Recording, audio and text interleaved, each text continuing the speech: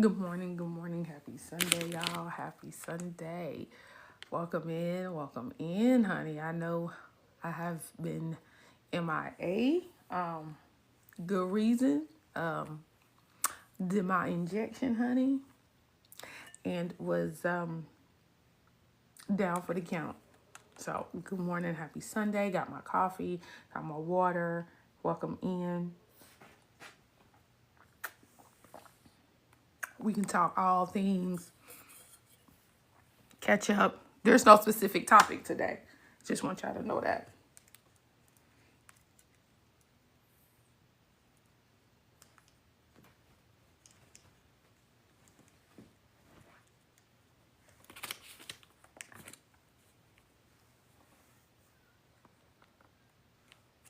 Good morning, good morning, good morning. Happy Sunday, guys. Welcome in. I hope you guys had a good weekend. How's y'all weekend going so far? Just waiting for Katria. Hey, Nurse Jax, GOP Guru. I try to catch your lives, but I think the time that you go live, I'm already in the bed.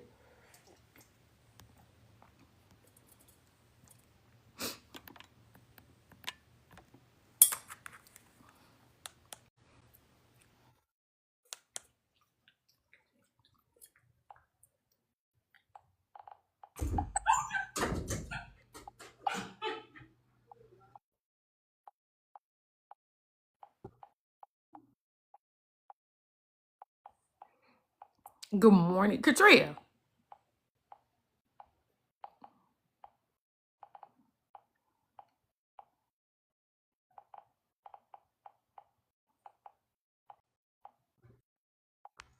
Okay. I was like, what happened? Yeah, girl. My internet was acting a little crazy. How are you? Girl, let me tell you something. So I'm gonna mail your stuff off tomorrow. Friday, I had a knee injection. They drew fluid off my knee Friday. I had a knee injection. Then I wanted to be grown and do a 12.5 Thursday night. Okay. Had you down. The only reason why I went to my hair appointment because I had took all my weave out my hair. And I had no, and she had my wig. Girl, thank you, see, girl. I said, Shannon was like, can't you buy another one? Nah. Mm-mm. Mm-mm. Drove down to Columbia sick and all. Liquid IV. No makeup, no nothing. Girl, I was in my PJs, okay? And I ain't never walk out the house like that. Girl, your hair looks great though. It looks beautiful. We Let tried. me get my son in his cage because he's acting up right now. He can't handle being out right now. Okay. Happy Sunday, y'all. Happy Sunday. Welcome in. So this live, we didn't have a topic. We wanted to go with the flow with what you guys wanted to talk about. Is there anything in particular or a subject that y'all want to talk about we can get deep into? I love your Bob on you. Thank you. I think this might be my summer look. I had talked to Shannon today, I'm country, y'all, today about the meetup. So I think I may bob it for a while. Even if I do like a big curly bob, I think I'm gonna bob it for a while. It's getting hot, but I like it. My husband love it. My doctor loves it. He was like, "You just look so sophisticated." I'm like, "What you trying to say, huh, sir?"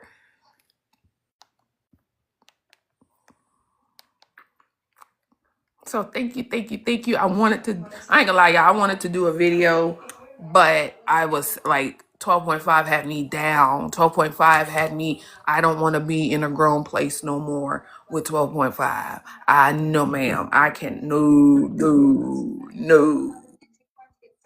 Y'all know the only thing I drank yesterday was tropical smoothie and liquid IV. So yeah.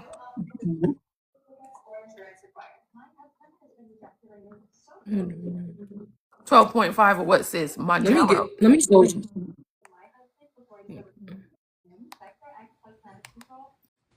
12.5 of MJ. Though it was, y'all know I know boxes left behind, but them boxes should have been left behind. Thank you, Divinette. And this is a glueless, so we're doing glueless so we can give my edges a break. Those that know. So thank you. I took the color out and I may go back to color, but I love a good bob. So I really wanted to, I don't know, we just going live.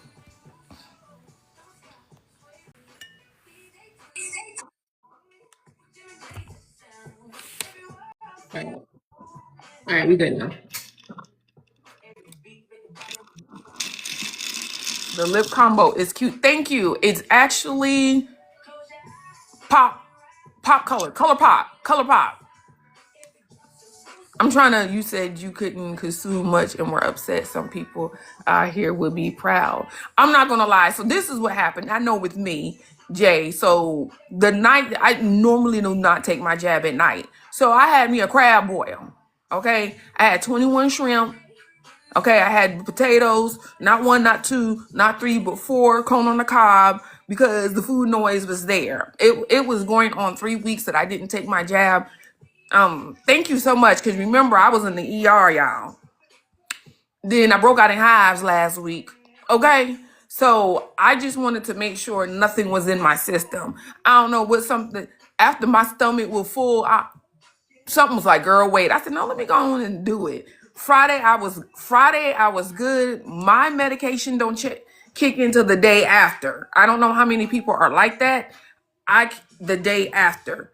And then I had water fluid drain from my knee and a knee injection on Friday. So y'all pray that April I stay out of somebody ER and I don't be sick. Happy Sunday, same. It's all right, Miss Katria. How are you? I'm good. So I definitely got you tomorrow, girl. I'm sitting with my leg like this and not in a good way. But I'm supposed to be No, you're fine. You're fine. elevating it now, not to the next day. Yeah, my shot. Well, at least you met your deductible, girl. Yes. Listen, and then they charged my FSA card not once but twice. So I'm waiting on my money back for that. So what do you want to talk about? It's a lot of stuff I said I want to talk about, but Girl, it don't even matter. First of all, how is everyone? Hopefully everyone had a great week. Hopefully everyone is doing well and feeling great. I definitely my week has been actually really good week, and had a wonderful balance this weekend. But basically wherever everyone is,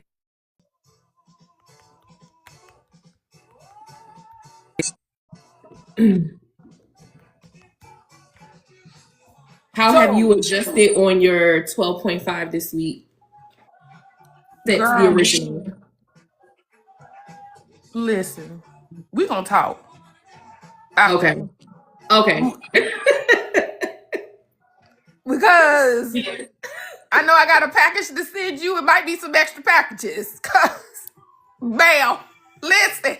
And we tell the Lord thank you. Thank you, Chris. Let me tell you something. I felt so listen, y'all. I felt so disrespected. Like, y'all, if y'all saw me yesterday, y'all probably wasn't. I was in the bed. I could not move. I was vomiting. And it just, like I said, my mind kicked in the next day. But it's going to be kind of gross, but this is how I know the medication slow down the digestive process. Now, yesterday was Saturday. So I ate them crabs on Thursday. That's what I was vomiting. Potatoes and corn and crab. But I knew I overate. I don't know what the spirit of Kim, do your jab on a full stomach. Okay? Friday, I went to work. I ate my maple bacon. That was the only thing. That was the last thing that I ate was my maple bacon. But y'all best believe as soon as I can eat something, Kim is going to eat something. And see, whenever it comes, my jab works the same way. I can take it today. Today is going to be shot day for me. And then the following day or the day after, it really locks in. So I don't know what you were thinking going up and consuming, having the consumption, because no. Y'all, then I had took my weave out, y'all. Imagine taking your weave out, your braids. You look like Queen Latifah from Set It Off. You got your bonnet on. That one video I did, girl, I just took my weave out. I said, just let me do a video. So TikTok, thank you guys. Won't forget about me. Ma'am, yesterday morning, I woke up, trash can right next to the bed. I had to go back to my Zofran. Okay, so that made it worse. So I was like, and then here goes Shannon. Shannon was like, is it that Majerno? I said, no, it's not the Majerno. Not the Majerno. You blame everything on Majerno. I said, no. I said, Thursday night. I mean, normally I'll eat, but I won't eat like I ate the whole crab boil bag. That's when I knew, like, you need to go on because it's going on 3 weeks. Baby, nah, down. Yeah, On the look. Back because again. sometimes our bodies will reject things that we love, and that is definitely true, y'all. Like, literally, sometimes while on this journey, like, the things that you once were able to consume, you either no longer want it or your body just has no tolerance for it. I got sick off of Burger King. I saw a Burger King commercial and got sick all over again. I can't do Burger King. I never was a big Burger King fan. I tried the meal prep last week. Let me tell y'all, whoever meal preps, y'all get a gold star from Marcus. Okay? Because Shannon was like, I'm proud of you. Okay, that Monday, I said, okay, yeah. That Tuesday, I was like, Wednesday, I was done by Wednesday. How did you do it? What did you do? So I made a sweet potato, high protein taco bowl. Ooh, okay. So I made the sweet potatoes. I had the little lamb meat. It was good Monday. Tuesday. Then Wednesday, I can't do it. The Thursday still in the refrigerator. So those who for me on this journey, I can't eat like the same. If I eat the same thing over, it'd be like wings. Okay. So, but I can't meal prep. So like tonight, my sister's coming from DC. We're going to take out the Blackstone. We're going to do hibachi, right? I may take it for leftovers, but I may not want it tomorrow. Okay. So I get in these splurges. I think B called them hyperfixation meals. So I get into so like right now, being that it's summer, I'm not going to lie, Katrina, I just want fruits. Fruits, if I can eat fruits and meat, that's it. That's all I want, fruits and meat. See, I don't know. So I'm one of those people, like, I can eat literally like the same thing like for a couple days. So I went to Costco, and I know everybody is on that Alaskan fish or the Chipotle chicken kick right now. But y'all, Costco has a whole lot of protein packed quick grabs. So I went in, they have these steak slices, carne asada slices that you can get. They're like heat and prepare type meals with your little rice and broccoli. And I've been really using those. I've been doing those for lunch, or I've been doing those for dinner, just quick meals and still getting that protein in without feeling like I have to essentially meal prep. Even though my meal is already prepped, I'm just grabbing it and putting it in my lunchbox and going. So, girl, I gotta do something because meal prep several different types of food. That's that's the thing, Mama Glenda. I don't know what I have a taste for until, so like this morning, actually, I was watching, somebody went to hibachi. I said, ooh, I'm going to get some hibachi. So I got some scallops downstairs. Shrimp and chicken is on the way. I got the rice, everything. So that'll be good. But tomorrow I may not want that, so I have to, that's been me on this journey. Now, the only thing y'all know I don't play about my wings. I'll do wings, but different variations of wings. So yeah, I'm the same way. Yeah, it's weird. Like, me and Shannon be arguing. Who argue? Do you argue with Mikhail? Like, what you want to eat? I don't know what you want to eat. I don't know what you want to eat. I'd be like, what you want to eat? Like, that's literally for 15 minutes. What you want to eat? I don't know. I have a menu on my refrigerator. Like I have a Monday, Tuesday, Wednesday, Thursday, Friday, Saturday menu board on the side of my refrigerator. And yesterday, Mikkel went to get his prepared. I cook a big meal on Sunday. Today we're having pot roast, gravy, potatoes, onions, green peppers, rice, cabbage with Hillshire sausage. I'm gonna bake a lemon cake today. And so that's basically 2 meals in one. And so I'm going to cook. Thank you. I'm going to cook that, and then that should last him for like 3 days. After those 3 days, he's on his own. So then he can figure out what's going to be for dinner. Because if I don't have something prepared or pre-planned, then yeah, the argument is there. Because stop asking me.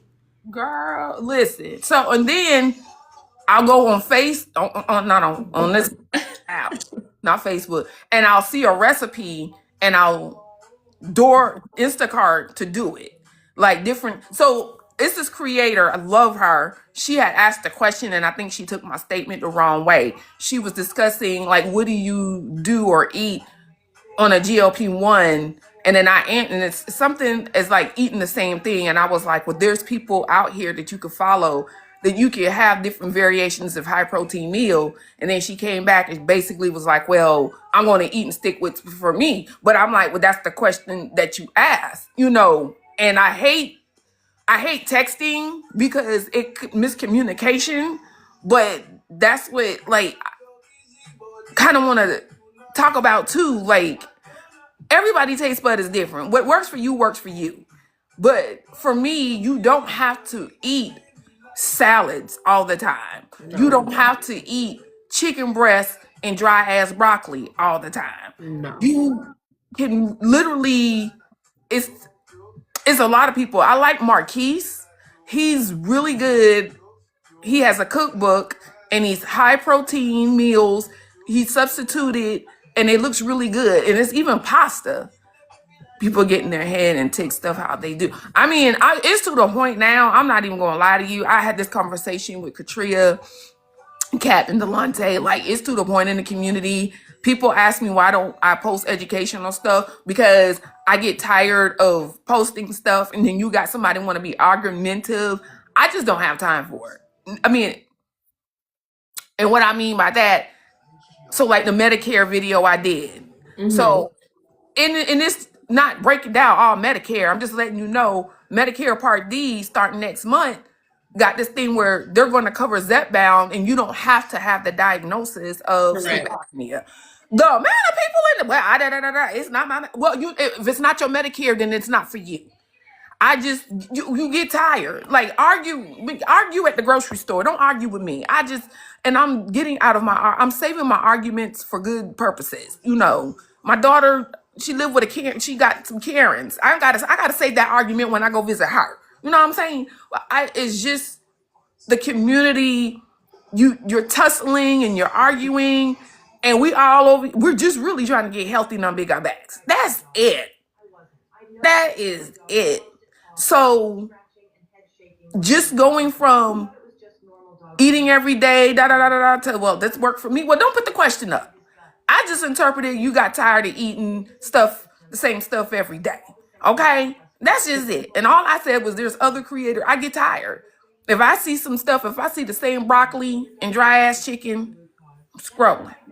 And if that works for them, then that works for them. So I just think again, like the tussling on social media still does not click. And sometimes like we're on a journey with different bodies. I guess everybody wants everybody to look the same, do the same thing. There is no rule book. There is no constitution to anything. There's no Bible to the community. Whatever works for you works for you.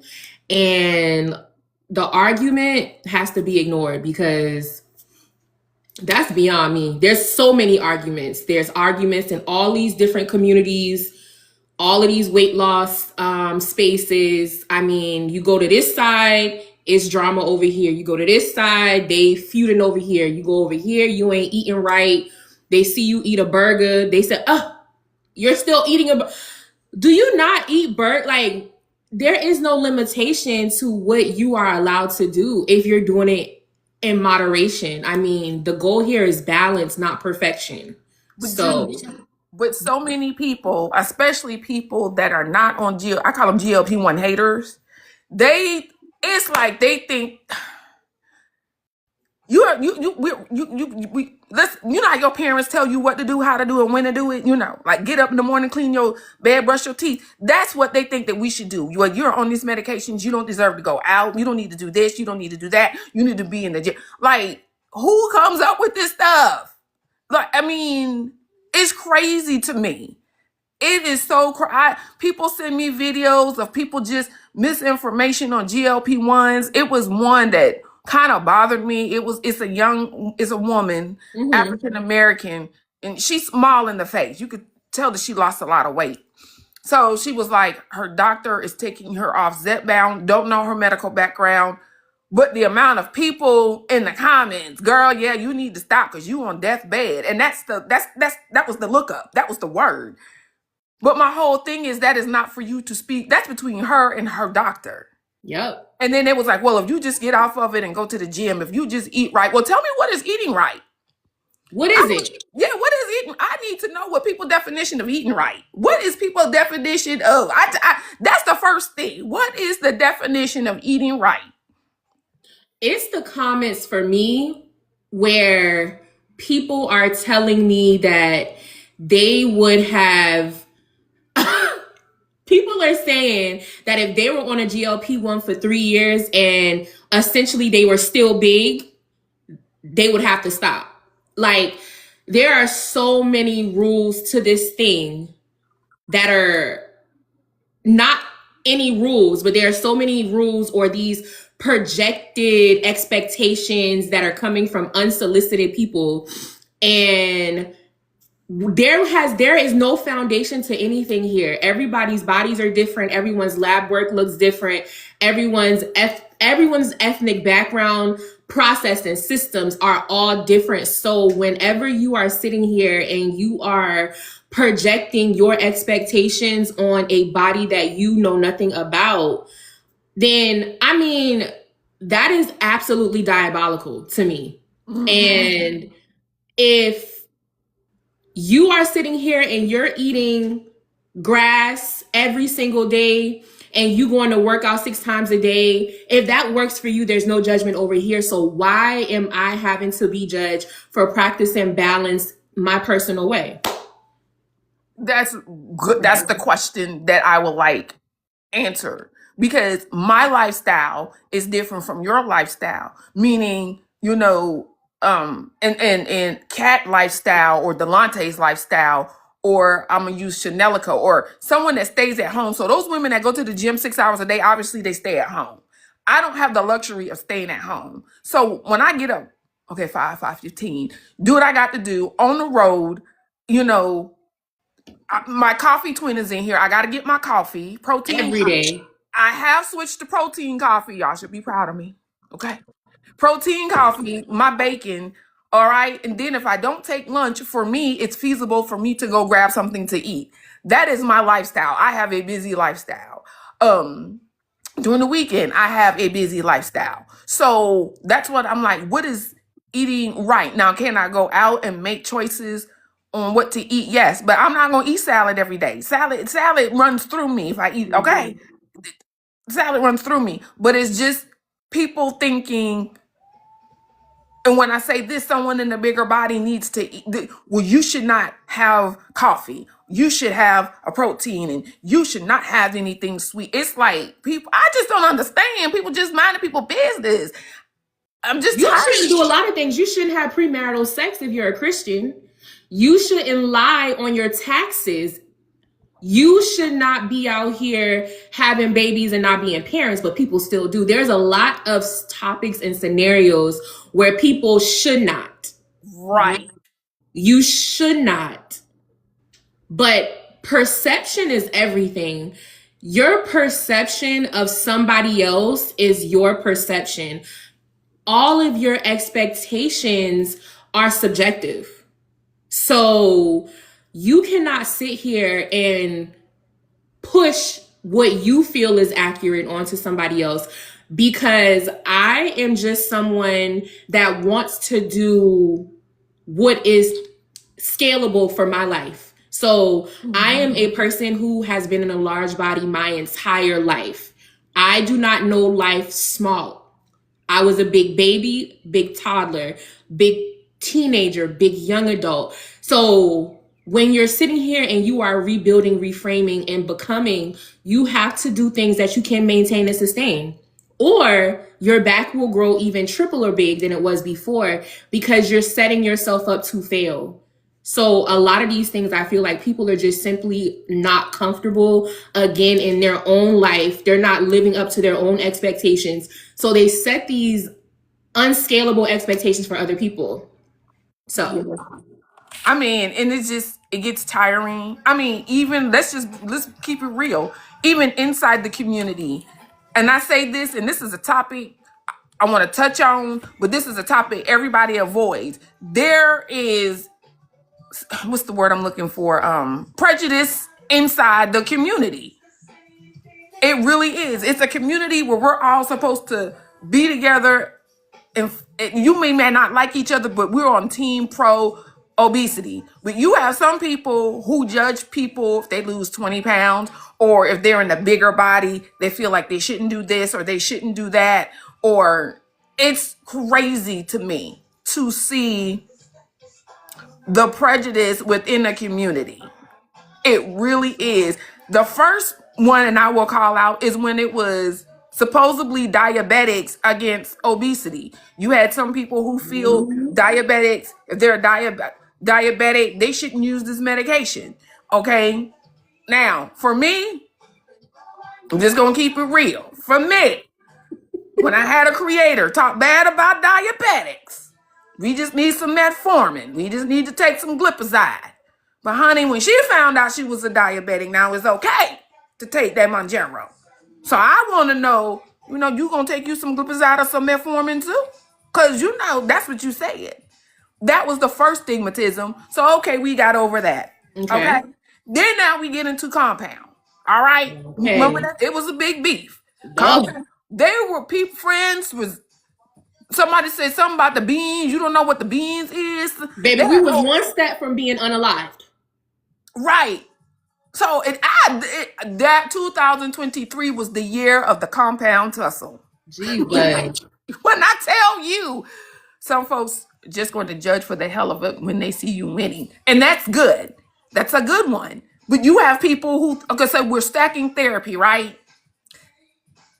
You have people, and for me, I don't care if you stack therapy. Sometimes you're just doing two stuff that does the same thing. But the bottom line for me with stacking therapy, taking two things of lipo injections is not going to make your body work no faster than what it's doing. That's just it. That's it. I see people taking 8, 9 things. I take 8, 9 things. Serve different purposes, but my body is going to do what it's going to do. But however, and I always bring this up, and it's not a dig, and Katrina knows it's not a dig. I just harp on this because it's so funny when you have people who stack in therapy telling people when they should or should not stack therapy for people that's in a bigger body.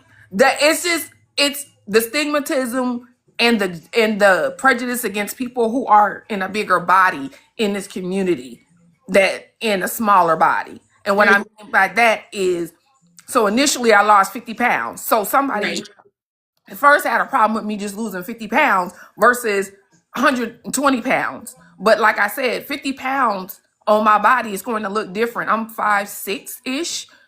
I don't know, 5'5", 5'6", versus somebody that's 5'8", versus somebody that's 4'9". Somebody 4'9", 20 pounds. Versus somebody who started at 240 versus somebody who started at 450. So there is a huge prejudice in this weight loss community. That's why I'm in the community, but I'm distant, if that makes sense. Like, I'm here, I'm supportive. If you need me, y'all know where to find me. But I stay and I build my own community of support, because for someone like me in this microwavable before and after weight loss society, there's no fitting, there's no space. because people are looking for the aesthetic version of weight loss when actually fat is not an aesthetic. You were fat. You felt fat. So we have that in common. But what has happened, people have literally just created like these subgroups, and now you were, oh, I was this big, you're this big. So now there is a hierarchy. So there's a huge prejudice in a community where we all share one thing in common, is that you were big. And unfortunately, you were probably big and you lacked confidence. The difference between me and you is I was never lacking confidence. My weight loss does not define how I feel or view myself before or after. So I think from my perspective, people think that they're getting one up on others as they're losing. But they're not managing the other issues that they have. And so for me, like, I don't care. I mean, I don't care. I don't care if there is a prejudice, because there's prejudice in every single group. But it is very baffling that the goal here is for us to all be healthy. So why can't we just be supportive of progress? Progress is what we are wanting to clap our people on for. I'm supportive if you lose 1 pound or if you're losing none. I just want you to be well. I want you to be well. I want you to feel good. I want people to genuinely feel good mentally. Mm-hmm. Because a lot of people out here are just not well. And we're not talking about physically, but mentally, people are just not well. So progress is definitely what I'm clapping for, not comparing what it looks like. So. And I think and I always say this, your journey is 90% mental and 10% physical. And a lot of people don't get that. And it's all in your head, how you perceive yourself before coming in to this journey, during the journey, and in maintenance phase. Is it prejudice or jealousy? I think it could be a little bit of both. Yeah. It really could. You know, some people may feel like we don't deserve access to the medications. I know I had people tell me that. But it still, once again, what healthy looks like today's Sunday sermon. That's a good question. What healthy looks like? Because I tell people, a lot of people that are obese may not have comorbidities or issues, and then you have someone skinny that will have a lot of comorbidities and issues. So I'm not a type 2 diabetic, but I was 450 pounds at a point. But then we have a smaller size body next to us that deals with being a type 2 diabetic. So, I mean, healthy does not have a look, like, at all. You know, I like to use Halle Berry. It's a type 2 diabetic. Sharon Stone is a type 2 diabetic. And I use them, it's more. But the reason why I use them, because Halle Berry has always been it's small woman. You know what I'm saying? And she is a diabetic. Sorry, my contact. So you got to be careful how you look and try to judge people. You do. Yeah.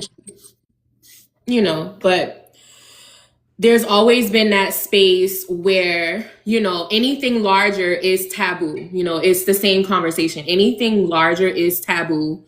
And what also is taboo is projecting. We are in a time in the world where mental health is at its all-time low. So we have a lot of people that are dealing with things in a really, really, really tough space. So now people are not just projecting their expectations, and they're actually saying them, they're being heard. They're building platforms based on hate toward groups of people. So it's just louder, but it's always here. I mean, always. Sorry, them kids, they always wait till I get on live and want to call somebody. I think it's more about what healthy feels like more than a look. Absolutely. Absolutely. I see a lot of small, sick people out. Like, I'm just one day off of this app, me and Katria and Tiffany, we gonna go to a podcast and we really gonna get down and dirty. I really want to get down, dirty, and funky. And what I mean by that, like talk how I want to talk and get to the core of some stuff and be unapologetically unfiltered. People think that they're exempt from the mental work. And that's it, Jay. A lot of people don't want, you can tell when somebody's going through something mentally.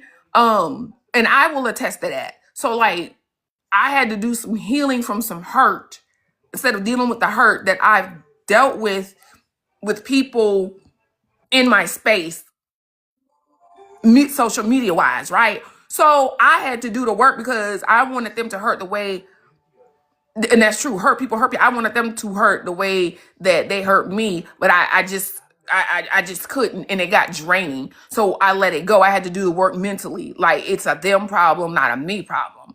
You know what I'm saying? So, and with that being said, a lot of people, I see people that are hurt. I see people that are wanting validation and acceptance. Those are the two things that I see a lot in some people's videos, especially. So I've never known what skinny privilege looks like. And I'm gonna be honest, as a Black woman, even big or small, I don't know what skinny privilege look like. Nobody holds the damn door for me except for my husband and my son. That is it. Or, you know, but I don't know what that is. A lot of people, the skinny, once they get to a weight and they feel like they're accepted in society, then it's okay. Then they're cool, but they still haven't fixed it here. I wouldn't want society to accept me or not. I'm going to be honest with you. I really wouldn't. But a lot of people are looking for that validation and acceptance, especially if they had childhood trauma, whether it's weight or somebody picking on them, they bring it here. And when they bring it in the moment, I really feel like that it affects their journey. absolutely. That's my A opinion. lot of it, it's like, of course, we know that social media gives people an opportunity to reinvent themselves. So they can come here and they can be their representative. A lot of people. So you can come here and you can establish an identity. And so when you're here, you're establishing an identity. You might have been someone that was bullied. You might have been not picked for the cheerleading squad in high school. You may have gotten beat up whenever you were trying to get inducted into a sorority in college. Like whatever that thing, you might have just experienced a lot of rejection, a lot of abandonment. And so a lot of people that come and project negativity in any space is coming from a place of hurt. So when you think about a group of people that have dealt with weight issues, right? We don't know how these people got to this quote unquote unhealthy weight space. Now you are projecting, you've lost weight. That's the easy part. The easy part is losing the weight. So now you've lost the weight, but you haven't done any work. So people are quick to talk about, oh, I've lost this amount of weight, but you're still unhealthy in your mind. So you still haven't dealt with what the real issue is. So there's a possibility that you could get back to that space if you're not getting well. So I spend a lot of time getting well mentally, because at the end of the day, I don't want to get back. You want to heal from the things that are holding you. A lot of people in this space are thinking that their healing is actually coming from their scale victories, but that's not correct. Like you're not healing any part of yourself by losing weight. Once you lose the weight, baby, you're still going to look in the mirror and not see the person that you have become, because your mind is going to loop you through back and forth. It's going to play back every traumatic event that you have never had the opportunity to deal with. So as you are losing weight, the goal for you would be to continue to work through whatever might be bothering you, or whatever old things that have attached themselves to you, so that you can be better all together. and you don't have to come on and now create mean girl subgroups in the weight loss community. Cause what? That is wild. I don't Whoa. understand. Somebody was like, not true. I just told them they can. And this is just open talk. We're not saying it's right. We're not saying it's wrong. If you disagree or if you have, let me put this right here. So, you know, if you want some real from free counseling, I'm about to put y'all on and y'all to fix my life. Y'all need to watch all of her stuff. Okay. You can't say it's not true because you cannot diminish her experience, just like I cannot diminish your experience, just like you cannot diminish my experience. You don't know what I've been through or experienced. I'm just sharing my experience. That's all that we are doing here is sharing our experience. Now, however, feel free. It may not be true to you, okay?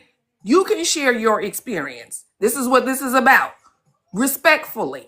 Okay, but I just have to put that out there because people like to come. That's what I said right there. You come in hot and you come in and you want to tussle. Everybody is speaking from their experience. I remember one time. Let me give you an example from my experience. I made a comment on a live and I said the most hate that I have gotten from on this platform was Black women. Okay, that is my experience. That's who really tussle with me. Okay, when I said that, all hell broke loose.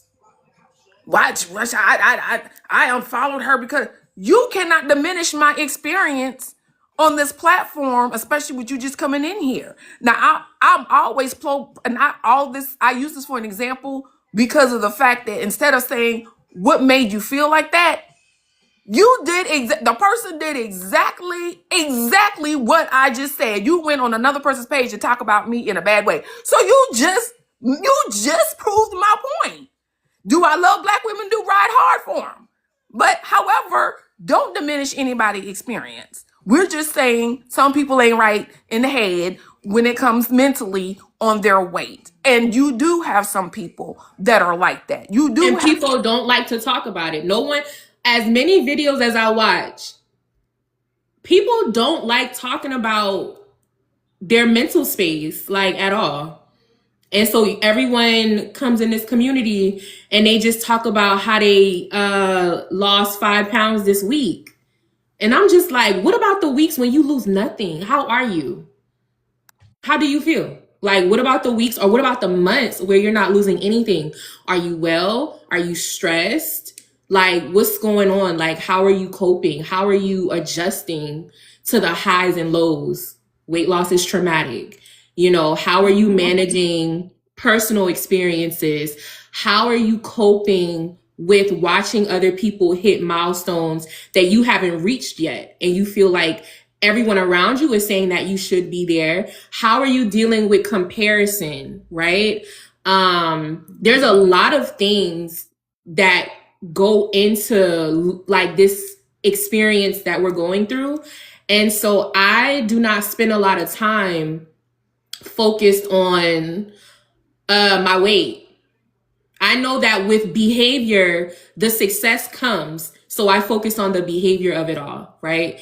And then I know I have a long way to go. And so since I have a long way to go, if I focus on every pound, if I focus on every inch, I will literally not be well because I'll be stressed, right? Mm-hmm. So I focus on how much my brain has silence, which is now giving me the capacity to do more.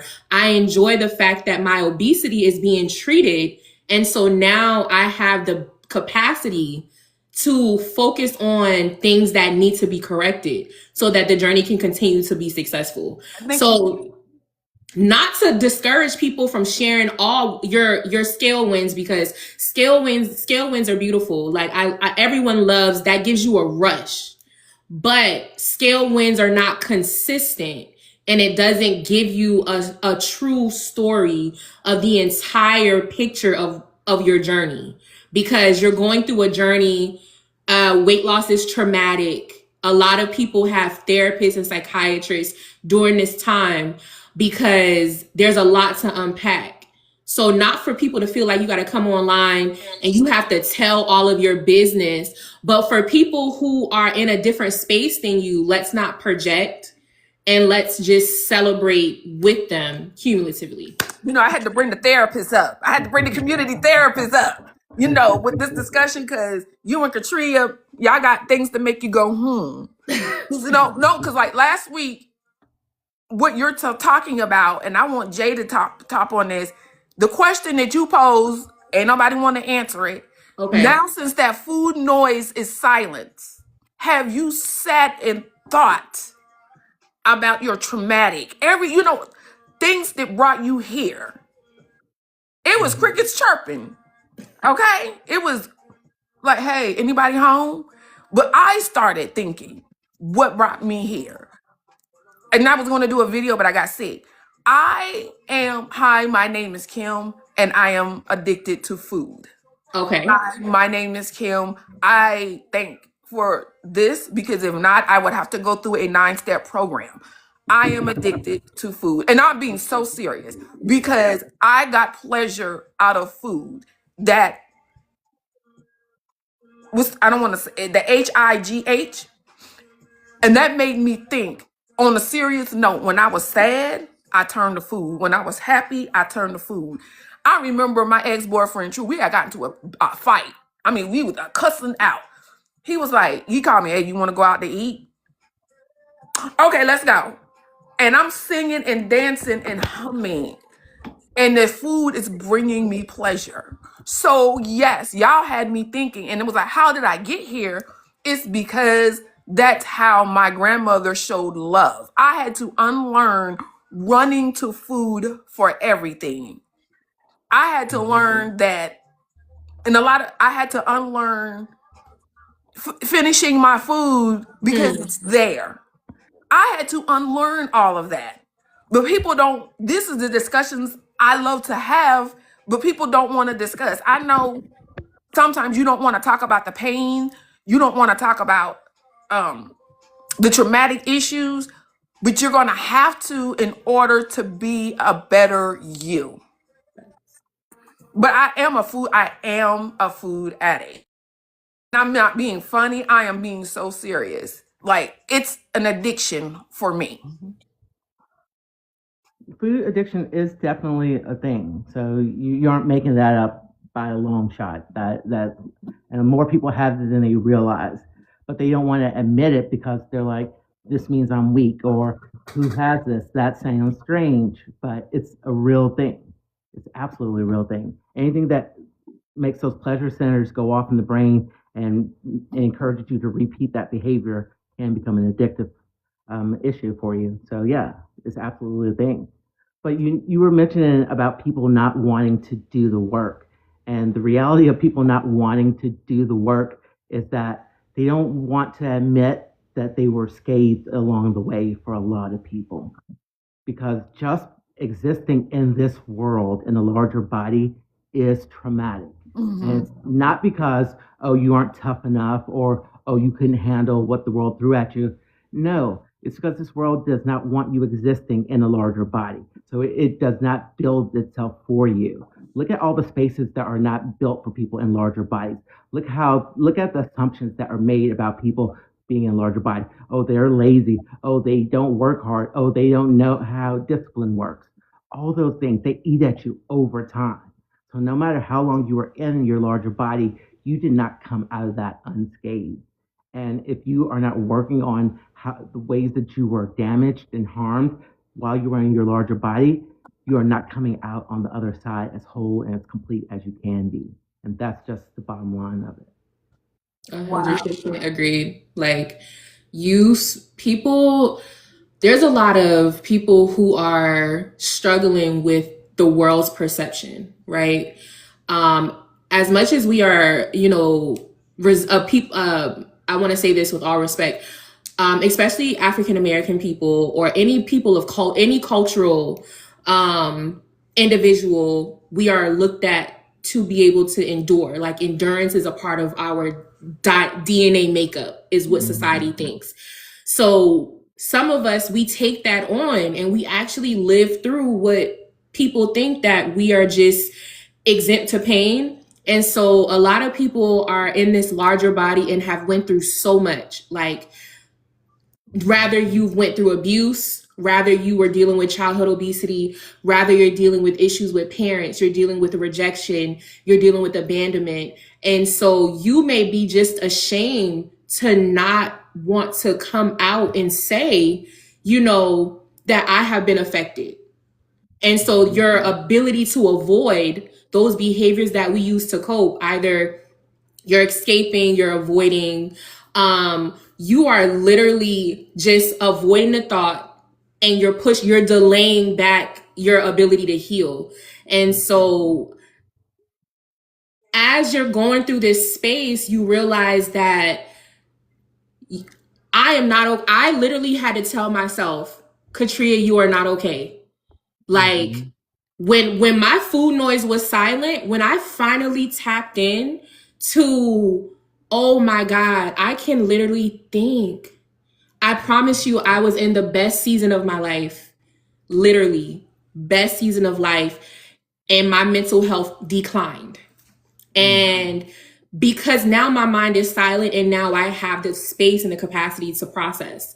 And I could have avoided it. I could have pushed through, which is toxic, which is not healthy. That pushing through energy will push you into a depression, and that might lead you to the hospital. So it's not healthy to just push through. That's a cultural norm that needs to be extinct. So when you find yourself in a space where you're struggling, you have to deal with it. And a lot of people avoid dealing with it in our space because they can just focus on, I'm losing weight, I'm wearing this outfit, I'm feeling good on the outside, but they're literally breaking up, crumbling on the inside, right? I don't want to be her. Y'all, I do not, my weight loss number does not validate me. What I'm so proud is that I have been able to heal my relationship with my mother through my journey. Wow. I have been able to sustain my marriage through this journey. I've dealt with grief. I've had 2 deaths during my journey, and I haven't went back. So the tenacity and my endurance in these moments where I probably would have literally ate myself into a negative place, what I'm actually proud of is the fact that I've spent the time to do the work, and now I'm well enough to continue to keep going, right? So whenever we're focusing on what's really important, because again, your weight loss will happen. Do the right thing. And it doesn't have to be every day.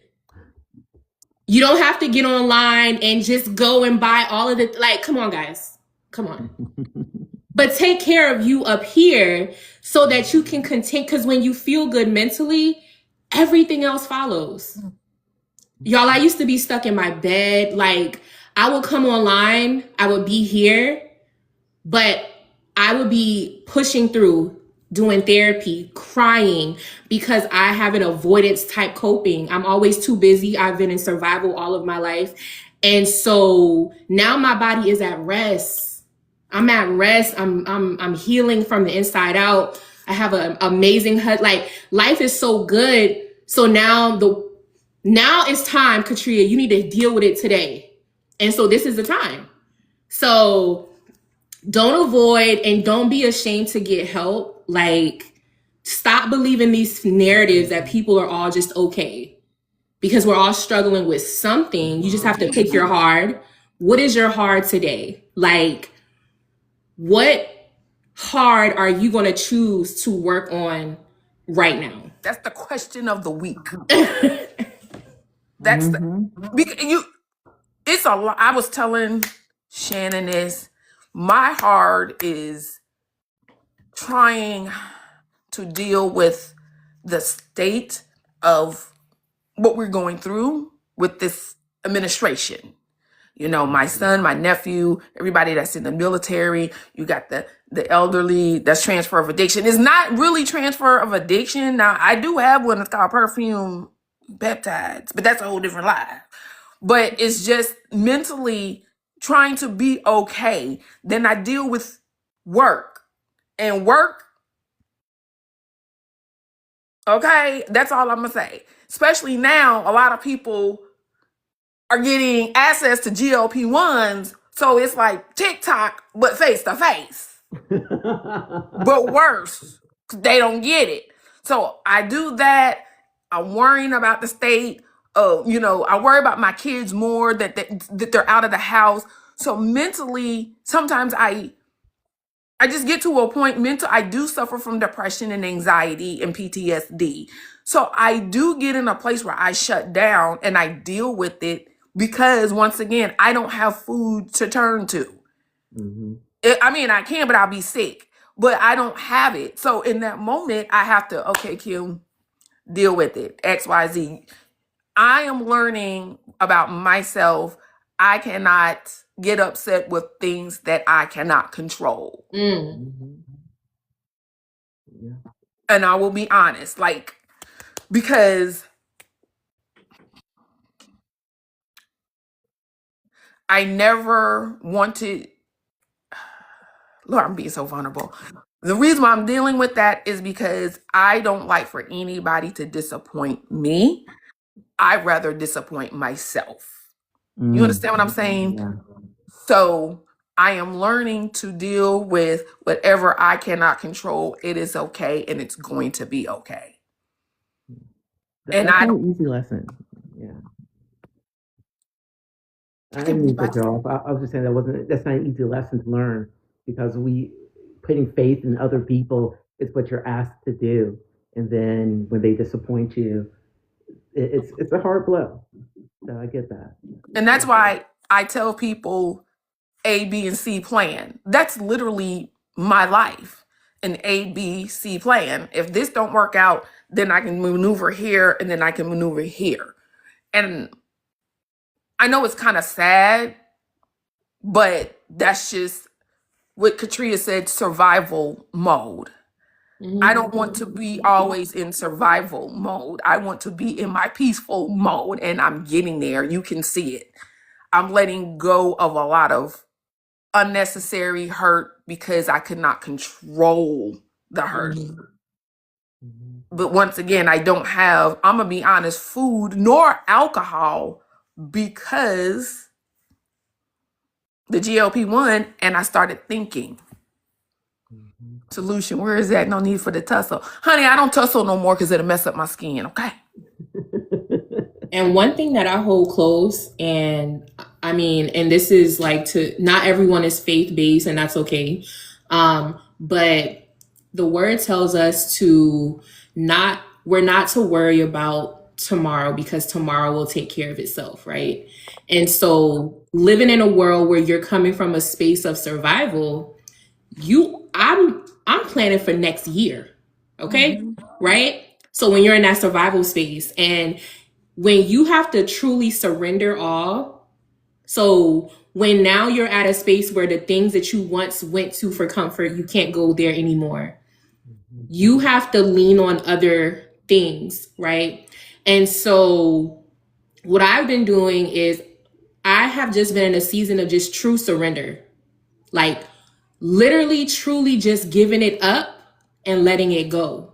Because if you don't, you will find yourself holding on. Your body and your mind will both be holding on to things. And then eventually you are the true definition of a volcano about to erupt because you are holding on and trying to control things that are not meant for you to worry about. So trusting just the moment and the environment, learning how to live in a space and just rest, learning that rest is good for you. Like get in a space and do nothing. Like those are the hard parts about healing, right? Once you have been living at a high performance type level, there are people who are high performers in their work environments. There are people who are people pleasers. There are people who are perfectionists because they once identified that as their worth. What they can do and give will either allow people to let me in or people will want to be around me. So we have to identify where are we? Who were we? and what personality and what persona have we taken on, and then aligning that with where we are today. And is this scalable? Is this something that is healthy? Can I continue to navigate here? And that takes work. So do the work. Be vulnerable. Vulnerability will help you heal. Don't lie to yourself. You don't got to be vulnerable with other people, but be true to yourself. Because once I started being honest, like, girl, stop. When somebody says, "Are you doing okay?" and I say, "Yeah," I'm lying, baby. I'm not okay. What I like to say now is if I'm having a bad day, I'm like, today I'm not at my best, but I will be okay. Because that's more true. Instead of just sitting here and taking on these lies that are not, you're not okay. And it's okay to not be okay. People were created to have moments and opportunities to grow. You're not here to be perfect every day. No one's going to like you every day. And that's okay. Some people may never like you because there are people that have been assigned to you, and there have people that have different assignments that are attached to different people.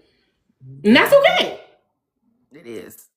And to be honest, being healed does not mean being perfect either. So don't think that if you start doing the work that you're going to end up on the other side perfect, or you won't get hurt again, or something won't creep back in. That's not the point of this. The point of this is so you don't have to struggle, so you don't have to suffer. That's the point of all of this, because you don't have to. Losing the pounds, that's a start for you. That's not the ending for you. That's not even the beginning for you. That's just some weird point in the middle where you're changing your physical body and you're getting a little bit healthier physically. But there's more work that you have to do. You have to do the work if you want to be on the other side of this healthy. If you want to be on the other side of this more whole than when you started, you have to do the work. And if you don't know how to start the work, that's okay. Because knowing how to do this work is not something that we all know how to do instinctively, because we weren't taught that. Most of us were taught to suck it up and keep pushing through. Most of us were taught to ignore it. Most of us were taught to push it down. Most of us were taught to thug it out, right? The bottom line is that you got to figure out how to do the work. If you can do it by yourself, great. If you can't do it by yourself, that's great too, because there's help out there to help you start doing the work. Just admit to yourself, you know what? It would be okay for me to be a little bit better. You know what? It would be okay for me to be a little bit more healed. That's all you have to say to start the process. And if you acknowledge that, you can start doing the work. I guess where people now, how do people from you guys is what you think? Jay, they say you sound a little far. Sorry. Jay said, y'all called me up here at the last minute. I wasn't prepared. Where do you think people should start? So like for me, like you said, the first thing I did, I knew I had a problem. Okay. Acknowledgement, number one. I knew I had a problem. Okay. Did I have a little attitude problem there? Yeah, I'm not gonna lie to you. Yes. I had an attitude problem. Okay, when I first started. I had to self-check myself, not for other people, but for myself. Because I wanted to be a better person for me. When I show up, and I show up the best way that I know how in that moment for me. And I'm glad y'all said that, because the other day I was like, I think I put like, it's Friday, I'm having a bad day, but I'm still blessed. You know what I'm saying? And I meant that. And so many people, oh my gosh, feel better. I want to feel better, but let me go through the motions in that moment so I can feel better. I don't want to get in these waves of depression. Let me come out of it on my own. I know I have people that love me. I know I have people that pray for me, but I need to come out of it. I need to sort through my feelings and come out of it on my timing and not anybody's timing. And I think a lot of people too, they don't know how to do that. And I guess that's what you call people pleaser. I tried to be a people pleaser for like 2 months and it didn't work. I'm not gonna lie to y'all. It showed. Hey, my name's. That's now. It did not show at all. It got to the point. People, yes, yeah. I not exhausted myself, and I wasn't happy with myself. That lasted a good 2 months. But I was like, I'm just not going to be as spitting fire like I used to. Because my daughter had to tell me that. She said, Mom, you talk to us different. We 3 kids raised in the same household. She said, you talk to us different. That's how you need to approach the people on the internet. Because everybody's different, mommy. They don't know how to take you. They don't know you. You have to meet them in the middle. Don't and I was like, okay, yeah, you make sense. Kim Hush, I'm serious. It lasts for 2 months. I tried that for 2 months. I tried to be peppy. I tried to be the Valley girl. Like, oh my God, GLP-1s are so good, ma'am. No, you don't. Changing your identity is never a thing. Where you're never shrinking, right? You are not here to shrink, right? We're not wanting to shrink for anything and Right. anybody. However, self-awareness is number one. So you knowing your personality, how you respond, your potential highs and lows, right? So what you can do with that is when the enemy comes to attack you or to speak against or disrupt or to give an opinion that you just don't agree with or to express their perception of who you are or what you may be saying, you can choose your heart. Like, is this worth my response? Like that, it doesn't mean that you have to stop being authentic because you have a community of people that are attached to you based on accepting and knowing you for who you are. That is what makes you authentic. And I am authentically me. Okay. I'm going to be Katria. I'm not going to come on here and fake. I'm not going to come on here and be an aesthetic. That's just not me. I'm a very complex individual and I'm okay with that. So I understand that my relationship building may look different from a creator who is similar to me, but I'm okay with that. So we have to be okay with us. And we also have to be okay with the things that that may not align. You just know that I don't want to be for everybody. You are not for everybody. Kim is not for everybody. Again, there is an assignment for you. And so silence literally is sometimes the best response. And it's energy transferring. Sometimes you don't want to exhaust yourself on things that are not bringing you anything in return. If there is no return for me, if there is no anything that's coming to be beneficial, then my response to what you feel or think is not required. Because there are people out here that are here for information. There are people out here that are here to literally be guided by your words. And you're literally helping so many people by being the authentic version of Kim. So for the people that may not agree with your deliveries, they may not agree with the way that you choose to frame your words, that is them. But you have to first identify who is Kim. What version of Kim are we setting into? This one right here. Because to give a background, Katria was raised in Charleston. If you ever come to Charleston, South Carolina, Katria will tell you we don't. What's the word? We speak with authority. Okay, we're loud in Charleston. All right, like I don't know how to. It's like in your face. So like I'll be like, Jay, do you mind going to the store? You see how that sound, right? My mama. That's not how they talk in Charleston. I call you to see if you can go to the store for me. Like it's just people call it aggressive, but it's just in your face, and we're blunt, like blunt. If you talk to me, Jay have talked to me, Katria. I am blunt, like But that's okay, not a bad thing. That is right. not a bad thing. It's how people interpret it that goes left, right? So, and I'm just used to direct. I'm just used to that. I grew up with that. I didn't grow up. Kim, can you please make up your bed? Mama, get your ass up, make up that bed right now. Be like, mama, dude, yeah, you got a nasty ass attitude. My mama told me this. You ain't nobody gonna like you if you don't change your attitude. She said you'll be find yourself right by yourself. That's how I grew up. My mama did not be like, baby, just work. No, it was no soft heartedness. I love you, Joyce. My mama. I love my granny. I love my family, but that's just how we talk. And I had to learn social media etiquette, I think, South Carolina, period, because I'm in Columbia and it's like that. Right. It's just, and when you are direct, and I want people to be direct with me. A lot of people have been direct with me behind closed door. I'm not even gonna lie to you. Kim, okay.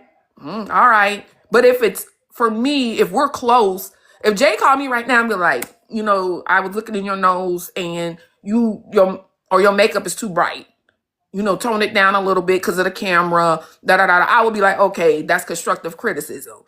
If it's to make me better, because I'm not perfect. I'm not going to be perfect. I don't want to be perfect. I just want to be a better version of me. Mhm. And I want everybody to be a better version of themselves.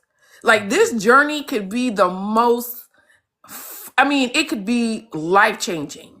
You understand what I'm like? Because you're able to do things that you never thought you could be able to control your food portions. The weight is coming off without you having to struggle, and I don't know why people think you got to struggle. I hate that scenario in life. I hate that. It could be the best, but it's what you put what you put in and up here. And it's like, it goes back to when you exude self-confidence, it's a problem. But if I sit and say I struggled, then people can relate to that. I don't want people to relate to my struggles because I'm trying to overcome my struggles. Mhm. But be okay with them not relating. Right. Like, go ahead, Jay. No, the thing about struggling is it's not that they are looking to relate to it. It's just that they can understand struggle because it's a level playing field with struggle, right? What makes people uncomfortable? People are uncomfortable with seeing other people succeed. That's what makes them uncomfortable because they haven't dealt with what's broken inside of them. Struggle they get, and that's why they connect to it. But they see Kim growing and changing and not putting up with BS, but also not putting up with BS doesn't mean that she's on the attack. She's found peace. That makes them uncomfortable because they haven't found that kind of peace, right? And so that's why people connect with struggle is because they can see that in themselves, but they don't know how to see the other parts in themselves as well because they haven't done the work. Everybody have the potential. Everybody, like I always, and I promise you, I mean this from the depths of my heart. Whether I like you think I like you or not, or you're not in my circle, you're not for me. I want to see everybody win. That's just me. I want to see people happy with themselves because I know how it is now to look in the mirror and be like, I love this woman. And it's not the physical, don't get it wrong. It's not the confidence. It's the work that I put in to change my attitude for me. Mhm. You know what I'm saying? And I love that. I love seeing people. I just love seeing people. I'm one of those people. I genuinely love to see people happy. But people have to recognize in themselves their value. Now, the scale is good, but the value is not on the numbers of the scale. Your value is you. You are priceless. Your joy is priceless. Your peace is priceless. You know what's funny is that I just think about the fact that what do I look like looking for somebody else to lose and to fail and to be in pain and to celebrate that? Like, what does that look like? What does that say about me if I look towards that? And people don't ask themselves that question enough. They get that little twinge of joy seeing somebody else going through it or seeing somebody else not succeed. And so they can throw judgment, so they can throw blame, right? And they get this Mhm. twinge of this power, this joy, and they don't realize that that's brokenness. They think, oh, it's something that other person did to me. right? They think, oh, it's because it's something that that other person is doing why I feel this way. No, you're not feeling that way when you see them lose or in pain because you're okay. You're feeling good because something with you needs to be fixed. Like, if you don't want to see absolutely everybody win, then you need to look inside and say, why is that? Because somebody else is winning doesn't stop you from winning. Because there's not a limited amount of winning in this universe. We can all win. We don't all win the exact same way, but we all win. We win where we're supposed to win. It's there for you, but you have to go towards that instead of looking to your left, looking to your right, and trying to judge where everybody else is. You got to go towards where your win is. It's just like it's like having those friends who are friends with you because they feel like you're the lesser. So being friends with you, it allows them the opportunity to come up. And so when we look at those dynamics, you realize that people will sometimes want to be a part of your season just because you're not in a winning season.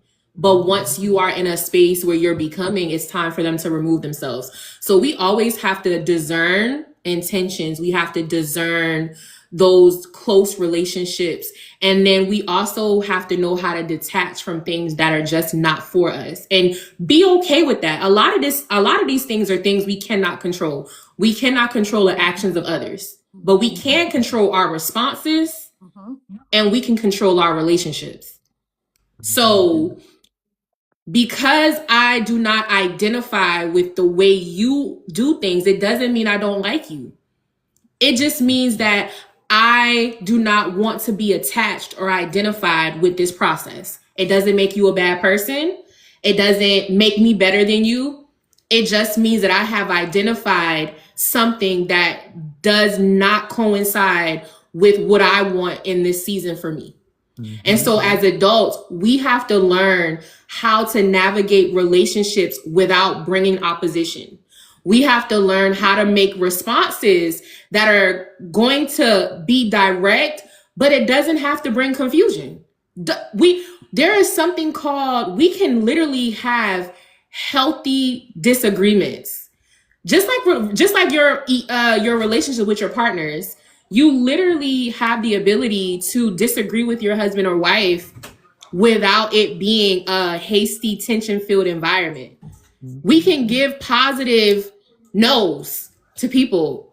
I work in ABA.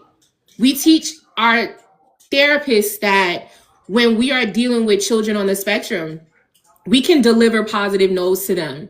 It's all in how you speak.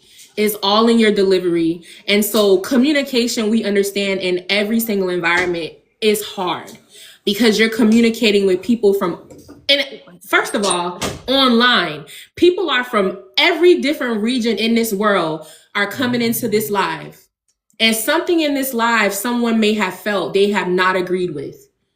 But if you know that your intentions were in the right place, your heart posture was well, you'll be okay. So a lot of this is internal. A lot of this is you being able to identify the places you went wrong, understanding the space where you want to grow, and then being okay with people not being okay with you. That's something that's internal. That's something that I choose to work on. At work, I'm the only Black girl in my space. And so you learn to work. You learn not to shrink. You learn places where you have to adapt and places where you just have to say, you know what, they're not going to understand me, and that is okay. So all of these skills are transferable from home to relationships to hobbies to work, and nothing about it makes you bad. It just helps you get more aligned, like with where you are. And like Jay said, none of this is none of this is going to be perfect. Like, I'm feeling good this week. Tomorrow I might have a bad day, but that's okay. That's okay. You know, like, it is okay to have bad days. Like, you're human. Nothing is perfect, but you just have to be able to identify, have the moments, process, give space for rest, give space for processing, and keep going. I love that you pointed out the fact that it doesn't make you bad. I really love that you pointed that out, um, because a lot of people go into situations and the harshest first judgment that they receive is from themselves, right? Like, I was bad because I was in a larger body. I am bad because I have not figured it out how to communicate properly with everybody in every situation. I am doing this wrong because of this. And that's not the case. You aren't wrong. You aren't bad. You just aren't perfect. And that's okay. Our goal is not to be perfect, but our goal is to know where we can be better. That's it. Just know where we can be better and try to do our best to be better. Nobody's expecting perfection. You aren't bad. Don't beat yourself up. Don't give up, but push forward. Just push forward and try to do the best you can and reach out for the help to get you to where you need to be, to where you want to be. But you have to ultimately make that choice of where you want to be, of what is going to be the best version of yourself. If you haven't sat down and thought about what the best version of yourself is, that's what you need to do. Grab Mm-hmm. a piece of paper, grab a pen, and write down everything you want to be. It doesn't have to be perfect, and not what you want to be for other people, what you want to be for yourself, right? Write that down, acknowledge it, say, this is what the best version of me looks like. If you haven't thought about it, sit down and think about it, because you can't become the best version of yourself if you don't know what you want for yourself. Yeah. Mm, love this. All of this, I love, especially going to a new week. I think a new month, right? Is April this week? Yeah. Yes. Ooh, girl, I get a check now. We get a check from the military, a little checky check. Sorry, y'all. No, April but 1st is going into a Wednesday. new month, it's really good for all of this. It needs to be said and discussed because, like I said, it still goes back to the work. That was such a I still take that conversation with me daily when the food noise.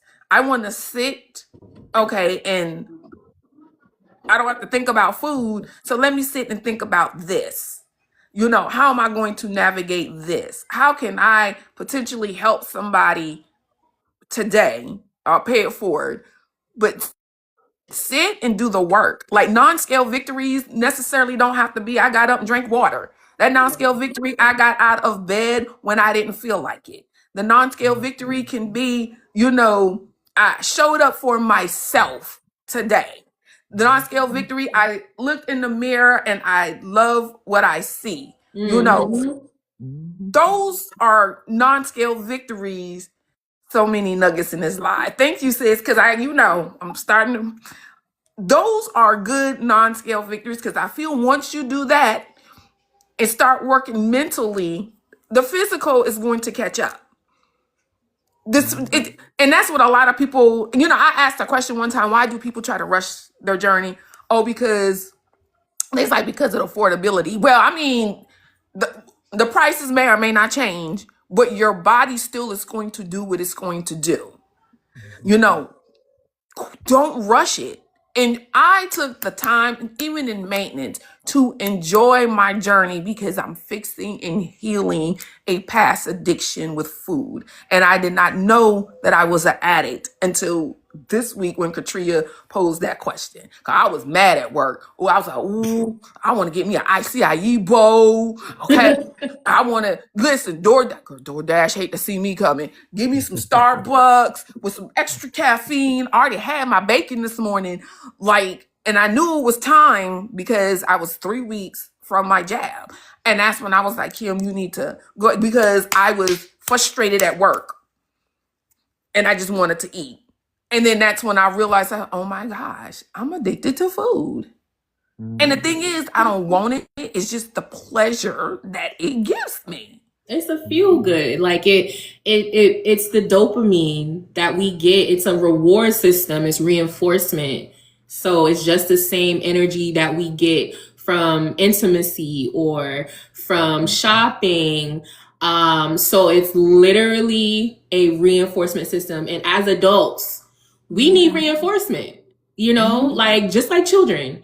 And once you identify those things, it'll help you manage through those stressful moments a whole lot better.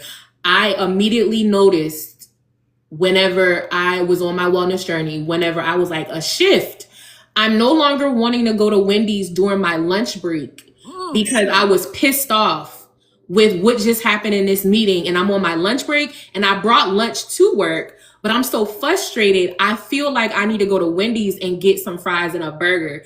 I don't know when the last time I've done that. Like, I have not had to resort to that. And once that disconnect happened, I realized I was more depressed. I realized that I was having more anxiety because now my body is looking for another way to feel good. I'm looking for another way to fix that. And so once you find yourself in those spaces, then you're knowing like now we have some things to work on. Like we have some things to work on. And so now I'm like, okay, when I'm having a rough day at work, I have my AirPods with me every day. I know everyone's job is different. Not everyone is in an office, but for me, I have my AirPods in my bag. And sometimes instead of working in an open environment where everybody's sitting next to me, sometimes I have to stray off and just go work by myself. Just go take a moment, take a break from your desk, go walk outside. Like it's nice outside now, step off, I'll go walk. Like the way I start my morning is important. Make my latte. If I want breakfast, stop and get my breakfast. Like making those romanticizing moments for yourself, choosing you before you go out and do the world. So my mornings are intentional. I can't talk on the phone with my husband in the morning because I got to listen to my gospel music.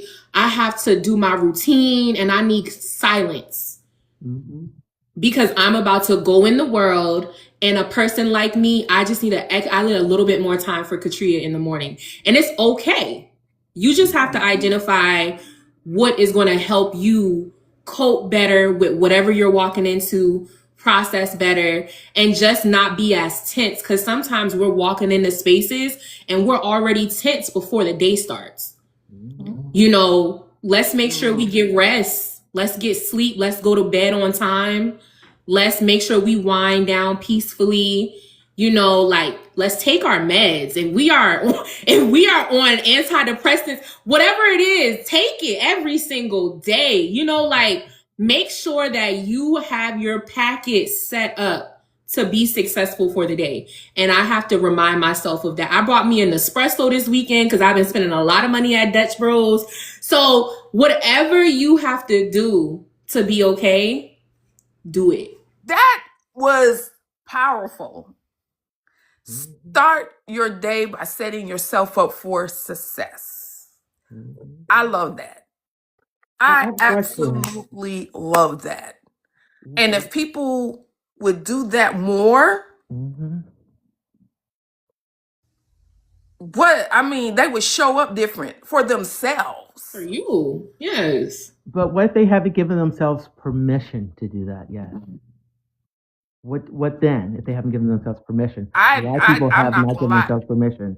Jay, you the therapist and you and Katria, I don't have it. Only thing I know, when you give me something, I'm going to implement it. And if it works, it works. I'm going to stick with it.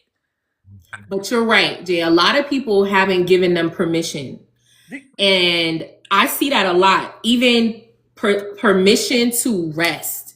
So I think a lot of people are in a space where we have just been getting by. And so I feel like hustling is easy than resting, because a lot of us has been pre-programmed to do for others. A lot of us have been groomed to be available, to give, overperform. It is a grooming. It is within the Black culture. We've always had to overperform, like literally, right? So it takes a lot of work to unlearn those things that have kept us in this like slave bounded space. And I'm gonna tell y'all, like from experience, this is my season. Like this is literally the season I'm in, where I'm literally making myself have weekends where I do nothing. I took a mental health day on a Tuesday last week, and and I have a very important role, but in my workplace, but I needed a day for myself because I was in a space where I wasn't okay that day. And I needed to exist by myself. And so we have to really understand our value outside of those demanding spaces. Number one, your first priority is you. You can't be good for your husband, your wife, your children, your job, anything if you are not well. We have to stop giving from an empty cup. And that sounds easy, but it's hard. So I would say to someone who hasn't given them permission to do it even when it feels hard, because that's the only way you're going to start. My husband is with me every day, and he has seen me struggle with, y'all, I'm gonna put y'all in my business. Y'all, I went through a season where I did not wash my clothes. My husband had to do it, and he was terrible at it, but he was trying to support his wife. And it was months. I just couldn't do it. And I wasn't going to do it anymore. You know, I have been I'm a young girl, and I have been doing life in survival mode ever since I could remember. And so eventually you get to a burnout position and your body gets stuck and it freezes. And once you reach that space, you cannot do it. So you have to rest. So either you let your body force you, or you make a choice that even if it feels uncomfortable, I'm going to rest. Even if it feels uncomfortable, I'm going to wake up a few minutes early and do my face routine because that makes me feel good. So sometimes we have to take it by force so that we can begin to have those voluntarily moments, have it built into our routine. So this is the part of the work that takes work and is hard. And you still have to do it. I call out. That's why I got like 4 hours, 4.33 hours of PTO right now. I look, my PTO got approved for the beach next month, and my doc gonna be off, so she giving me 2 days, and I'm not gonna do nothing. But I'm not gonna lie, as soon as I get it, I burn it. I got and then the only reason why I'm going to the meetup because I live 2 hours away. I ain't even gonna lie to you. When I get off of work, I'm gonna be on the highway. I burn my PTO because be transparent. Because I talked about this before. I went through a bad postpartum depression, okay, with my second daughter. And I ended up in it's called Charter Hospital, in a mental space, okay? So I take mental health so serious. That's why I tell people, like, when you come on here and you go back and forth with people, you don't know anybody's background outside of this TikTok, what they're going through. Especially if some people, you got people that just don't care. I've lost, within the last 5 years, 3 friends to unaliving themselves mentally. So I take that. I went to Charter too. Yes, I went to Charter. Listen, they gave me a fat bill. And in order for me to be released, I had to go before a judge and another person to say, are you going to watch over her? Then I had to get therapy. So I just, and at that time, postpartum depression wasn't a thing. You know what I mean? So I just was so depressed. I didn't want to take care of my kids. I didn't want to rest. And I was breastfeeding too. I breastfed. It's not that I didn't love my kids. I loved my kids so much, but I just got depressed after I had my baby. So I understand the mental struggle with people, pushing people to their edge, trying to show up. Then with me, I had to, when I came out the hospital, went to therapy. That's kind of why the first reason why my first marriage ended, because I started putting me first. You know what I mean? My kids. I had to get well for me. I couldn't show up as a wife where he wanted me to be in that space as a wife. I couldn't. I didn't have anything to give. What I had to give to my kids. And it was it is a daily process and a daily struggle. So when Katria, I'll relate. I ain't even gonna lie and put y'all in my business too. I didn't even wash my ass. Okay. I didn't want to get out of bed. Yeah. So I was like, I gotta get out of bed. I gotta show up. I gotta show my kids that you're strong. You can take on being in the military. You're a mom. All of these things. But it's just sometimes it's hard and it's okay. But after that, I kind of was by myself. And that's when I went into survival mode. That's where I went to, okay, I got to make sure me and my kids are good, A, B, and C. I've just always been like that. My husband now is the first time that I've been able to relinquish with him and when I mean submissive, not he telling me what to do, but being a submissive wife. Because if I need something done, this man does it before I even have to ask him. Yes, ma'am. So yes, I'm like, okay. And we had a conversation about that because at first he was like, that's a bad thing. I said, no, coming from a woman that did everything on her own, that is a compliment for me to not depend on him a lot to wash my car too now. So yes, but show up for yourself mentally and pour. You got kids, you gotta pour into yourself because they're gonna work your nerves. Healthcare is not for the weak, honey. Working with people is not for the weak. That C-Max and Solange hit every day. Okay? It's hard dealing with people. Someone mentioned the weight of the world. I am dealing with supporters that come on your job that be microaggressive. So it's a lot that I deal with. And not saying I'm not negating from anybody's problems, honey. I'm not. But what I'm saying is I had to learn when it gets too much, I'm not coming to work today. I don't feel well. And that's all you're going to get from me. Because I know something happens to me, the listing for my job will be posted even before my husband put the obituary in the paper. Stress is not fixing to, no, we're not fixing to do that. Pour into yourself. And know that you're not alone. Yes. And I think a lot of people feel like that. Know that you're not alone. And a big part of the internet is snippets of lavish moments. It's snippets of success. It's snippets of happiness. And so as people, some of us don't want to compare and contrast, but sometimes it is something that happens subconsciously. So what you want to do is understand and know your own reality and love your own reality. Yesterday, I'm riding in a car with my husband and we're looking at each other and we're just like, I love my life. Like I love the life that God has afforded us. And so exist in your space, romanticize your life. Don't just get up and go to work and come home, every day, go and do something. Go do something, even if it's something small. Your something does not have to be grand. You do not have to wait until you have money to go to Aruba to have a great time, baby. You can just go to the park. You can go to the park on a sunny day and you can sit on a bench and hear the birds, look at the trees. When you're anxious, identify 3 things around you. So center yourself.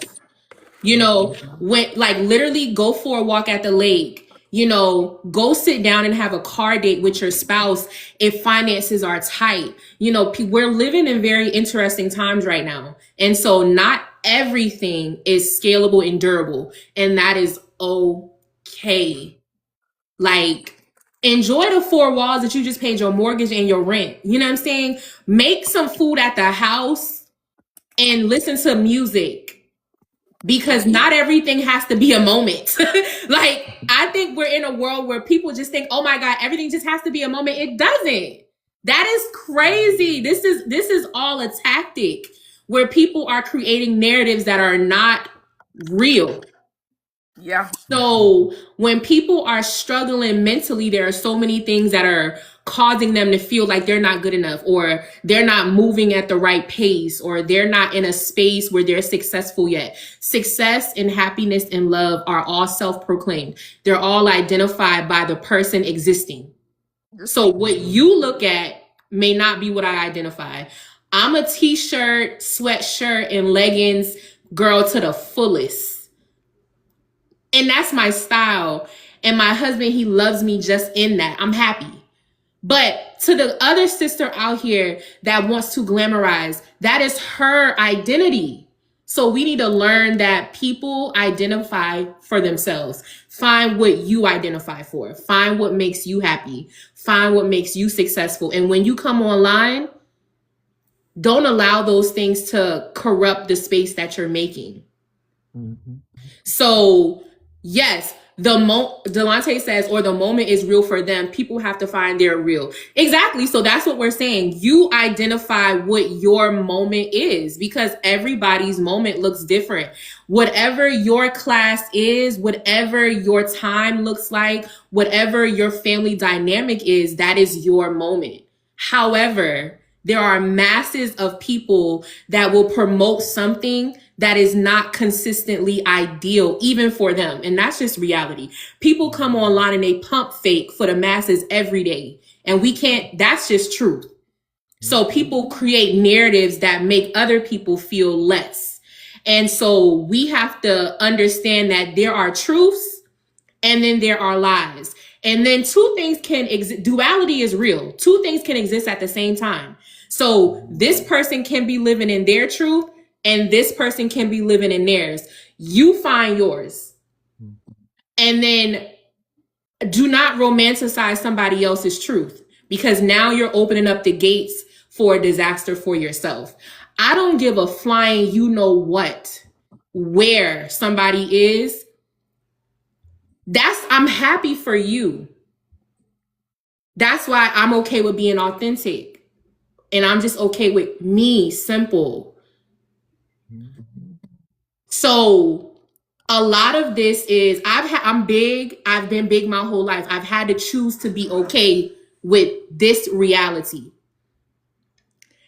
So some people have never truly lived in their own space, their real reality. There are a lot of people that have coasted the line and have lived in a space that they are struggling,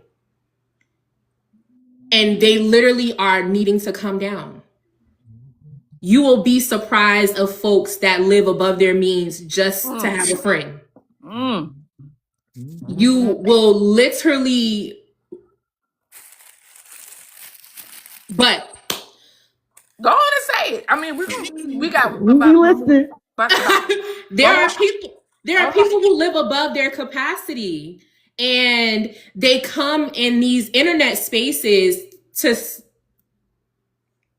and they still is a mess. Okay. It's a mess. And so whenever you guys are here, you just have to, discernment is important, friend. That's all I'm gonna have to say. Discernment is important. Assess the things that you're taking in, filter out, because your life is beautiful just the way that it is. Your family is beautiful. Your spouses are lovely. Like, the life that God has given you is a true blessing. And there's somebody that is living below that mean that wishes they could just have half of what you have in every single level that you are. And so I constantly spend my time telling people to first love you, love what you have. That's the first beginning, is to love thyself, because that will take you in spaces that money cannot buy. You can be rich, but be low in favor. You can be rich in your finances, and you can be low in love. You can be rich, but baby, you can go home to nothing, right?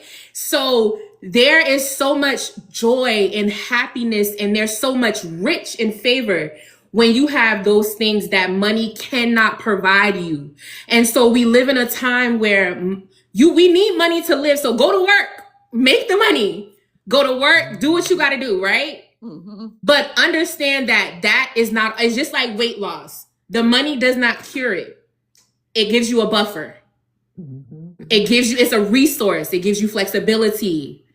But make sure to take care of the other things that's going to allow you to thrive so you can continue to build that financial freedom that you want. So we need both aspects of life to get to the space we want.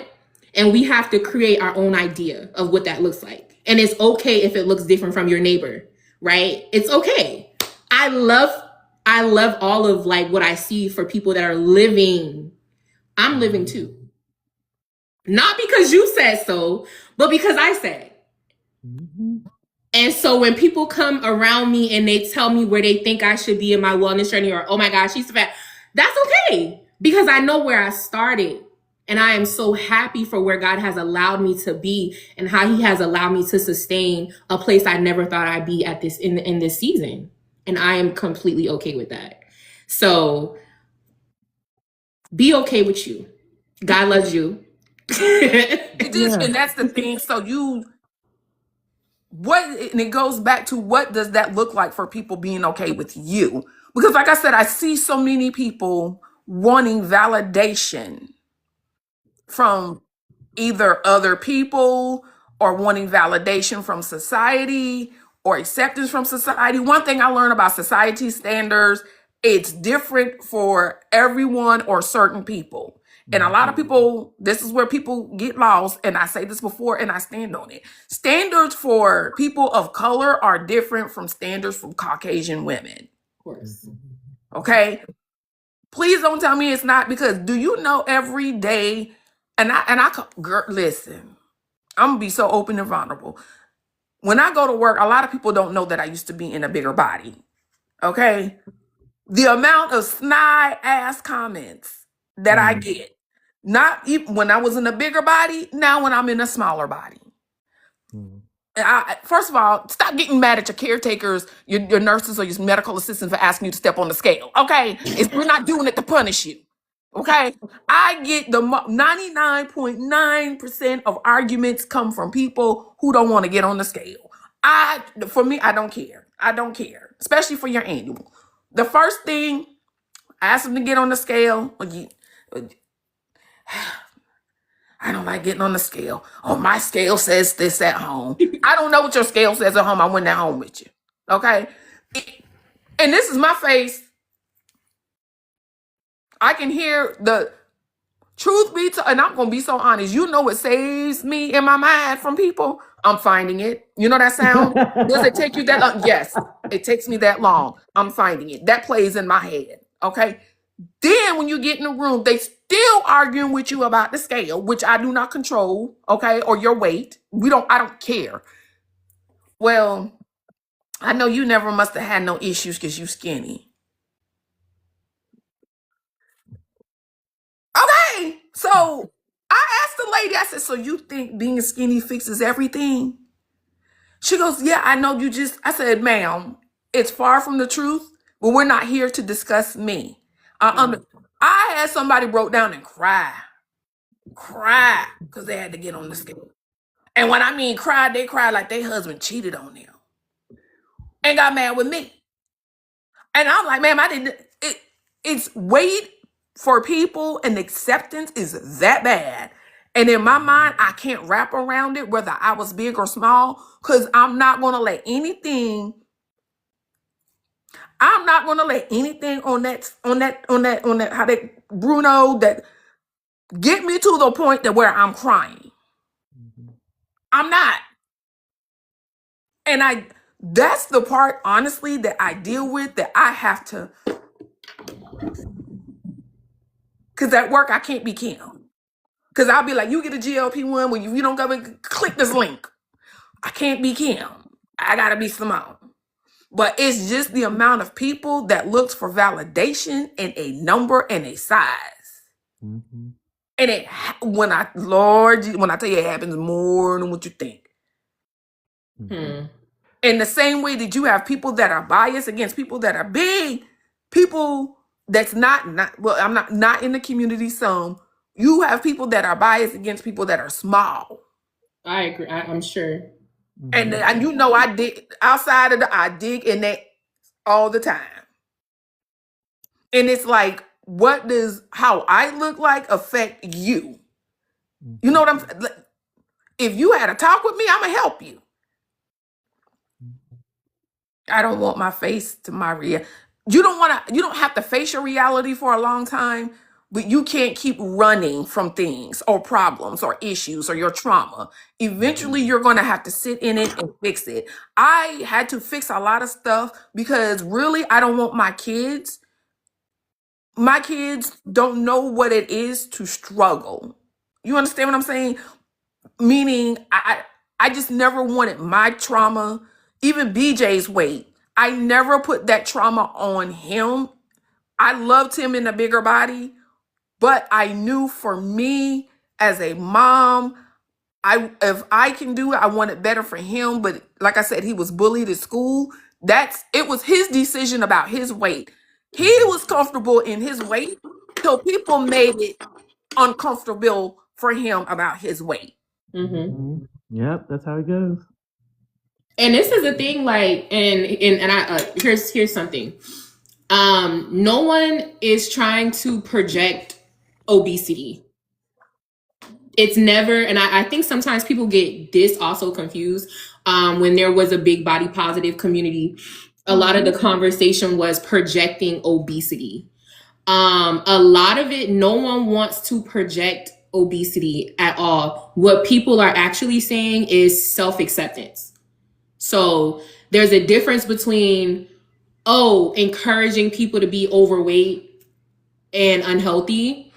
However, the goal here is for people to identify and accept themselves so that they can get to the root of the real problem. So that is actually the message. You don't want somebody to hate themselves into a different body, because then only thing we do is transfer addictions. Mm-hmm. Okay? So you want people to love themselves so that they can love themselves into what is healthy, not based on what you see, but based on their real reality. So there is this thing where if you are happy skinny or happy big, either you're dealing with anorexia or you're bulimic, or if you're happy big, then now you're projecting obesity. Whenever that's never ever the conversation. It's never illegal for you to love who you are no matter what you look like. That should be the basis. Like, I'm going to do whatever I want and be happy as I am because I should be able to. And then whatever you feel negative about you, or if you, I would never wear that if I was her size. I would never, That's you. That's your perception. That is how you feel. That is not me. You see what they did to Delonte in her dress? Girl, Girl, bam! When I saw that video, I wanted to call her, but 12.5 was kicking my ass. So I wanted to call her, and when I knew she clapping. I would never wear. I hate when people project their own insecurities onto you. If you feel uncomfortable with me wearing this crop top and my stretch marks, baby, don't look at me. period. Turn the other way. Skirt. And stay like that. Right. If you're uncomfortable with my dark circles, okay, they're not going anywhere. They may lighten up. Feel free to scroll on. I'm okay. Me and my raccoon eyes, we are okay. Matter of fact, I'm gonna get a shirt with some raccoons on it. I am okay. If you don't like it, scroll. Stop it. I see the comments on Katria page, and when I tell you Katria gets the gold star from Marcus, you get it from Boomerang. The gold star from Marcus, she gets it, and she don't delete it, and she stands, and I love that. I love that. Sometimes I want to tussle on your page, but I know I can't. Okay, I know I can. Girl, I'll be ready. Don't worry. My husband be ready too. But I have to tell him, like, I have been dragged on Instagram. Girl, they took me to Facebook. Girl, they took some comedy guys, started reacting to my content on Instagram lately, like, and it's literally just Ignorance. and it's okay. It's literally okay. Like I'm well in my soul. I am okay because But that's the thing. What's so funny? Now, see somebody talk about they bald headed man, and then they get mad. You know and that's what God is working on me. Okay, but it's just I see it. I see it, and it's not fair, and it's not funny. And I understand comedian. You know, some of them need the jab too. You know, like I felt some. I'm not gonna lie. I felt some type of way about Monique when she was talking about love yourselves. You don't have to be a size 4. You know, stop with these medications. And in my mind, are you saying that from your point of view? Because her jokes are always catered to small women. Always. It's always, even when you watch Fat Girls, one of my favorite movies. I remember a scene, she was like, when I get in my size 5, you wouldn't be saying that. And Dr. Tunde with his fine self, okay, was like, you would never be a size 5, Jasmine, because that's your body DNA. But where I'm going at with this, what people do with GLP-1s, and she said, stop it, they're killing us. Well, I mean, obesity is killing us. High blood pressure for Black Americans is killing us. Diabetes is killing us. Cancer is killing us. It's a lot of things. You pick your ending. Pick what you again, there's a reality to this thing. Like, and a lot of people just have to connect with what the reality is. A lot of people live in a different universe. A lot of people are not here with us. They're here with us physically, but they are not here with us. Right. So, me personally, I know I'm going to be the butt of a lot of people's jokes just because of the world we live in, and I'm cool with it because I'm okay with me, and that's always the thing. You have to be okay with you. My husband is okay with me. I'm okay with me. I am well loved. I am well desired.